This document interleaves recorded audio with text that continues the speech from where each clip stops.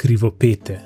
Prelepe divje žene, globoko povezane z naravnimi silami in čarovnijo divjine. Ljudem so veliko pomoč, a se jih ti vseeno bojijo in jih preganjajo. Pa veste zakaj? Krivopete ponavadi živijo v jamah, v bližini vasi in se ljudem izogibajo, a si vseeno želijo, da bi jih ti sprejeli medse. Tako kot zdravilka Živa iz moje domišljijske serije Skrivnost srži, so mojstrice zeliščarstva in poljedelstva ljudi učijo, kako izdelovati skuto, kako plesti oblačila, pa kdaj sejati in kdaj žeti, da bo letina obilna. Zmožne so priklicati ali pa vsaj zaslutiti nevihte, ter vaščane vselej posvarijo pred njimi. Zakaj torej, če so tako dobrodelne, modre in koristne, jih ljudje zavračajo? Vse krivopete imajo fizično deformacijo, ki jih že na prvi pogled loči od ljudi in ustvarja prepad med človeškim in čarobnim svetom. Njihova stopala so obrnjena nazaj, zato jih ljudje ne marajo in o njih širijo neresnice, češ da so grde, krvoločne in podivjane. Tisti, ki niso sposobni sprejeti drugačnosti,